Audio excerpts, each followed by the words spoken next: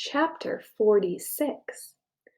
500 seconds later, his heart was still beating. Mr. Pendanski screamed. The lizard which had been in the cereal box was springing toward him. Mr. Sir shot in the midair. Stanley felt the blast shatter the air around him. The lizard scurried frantically across his very still body. He did not flinch. A lizard ran across his closed mouth. He glanced at Zero, and Zero's eyes met his. Somehow they were both still alive, at least for one more second. One more heartbeat. Maybe we should just shoot them all, suggested Mr. Pendanski. Get rid of the lizards. We've got time, said the warden. I've waited this long. I can wait another few. Her voice trailed off. Stanley felt a lizard crawl in and out of his pocket. We're going to keep our story simple, said the warden. That woman's going to ask a lot of questions. The AG will most likely initiate an investigation. So this is what happened. Stanley tried to run away in the night, fell in the hole, and the lizards got him. That's it. We're not even going to give them Zero's body. As far as anybody knows, Zero doesn't exist. Like Mom said, we got plenty of graves to choose from. Why would he run away if he knew he was getting released today? Asked Mr. Pendanski. Who knows? He's crazy. That was why we couldn't release him yesterday. He was delirious, and when we had to keep watch over him so he wouldn't hurt himself or anybody else. She's not going to like it, said Mr. Pendanski. She's not going to like anything we tell her, said the warden. She stared at Zero and at the suitcase. Why aren't you gone yet? She asked. Stanley only half listened to the talk of the counselors. He didn't know who that woman was or what AG meant. He didn't even realize they were initials. It sounded like one word, AG. His mind was focused on the tiny claws that moved up and down his skin and through his hair.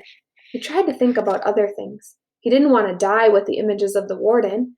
Mr. Sir and the lizards etched into his brain. Instead, he tried to see his mother's face.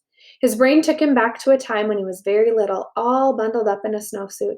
He and his mother were walking hand in hand, mitten in mitten, when they both slipped on some ice and fell and rolled down a snow-covered hillside.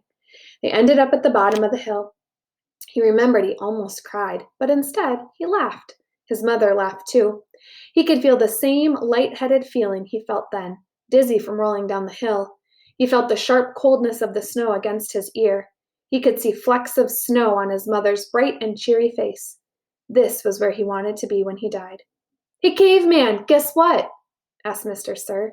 You're innocent, after all. I thought you'd like to know that. Your Laura came to get you yesterday. Too bad you weren't here.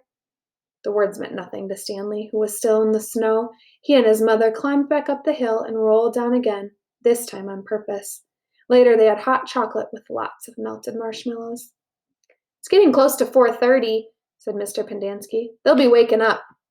The warden told the counselors to return to the tents. She told them to give the campers breakfast and make sure they didn't talk to anyone. As long as they did, as they were told, they wouldn't have to dig any more holes. If they talked, they would be severely punished. How should we say they'll be punished? One of the counselors asked. Let them use their imagination, said the warden. Stanley watched the counselors return to the tents, leaving only the warden and Mr. Sir behind. He knew the warden didn't care whether the campers dug any more holes or not. She found what she was looking for. He glanced at Zero. A lizard was perched on his shoulder.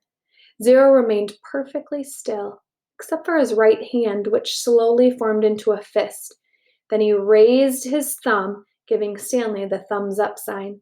Stanley thought back to what Mr. Sir had said to him earlier and the bits of conversation he'd overheard. He tried to make sense out of it. Mr. Sir had said something about a lawyer, but Stanley knew his parents couldn't afford a lawyer. His legs were sore from remaining rigid for so long. Standing still was more strenuous than walking. He slowly allowed himself to lean against the side of the hole. The lizards didn't seem to mind.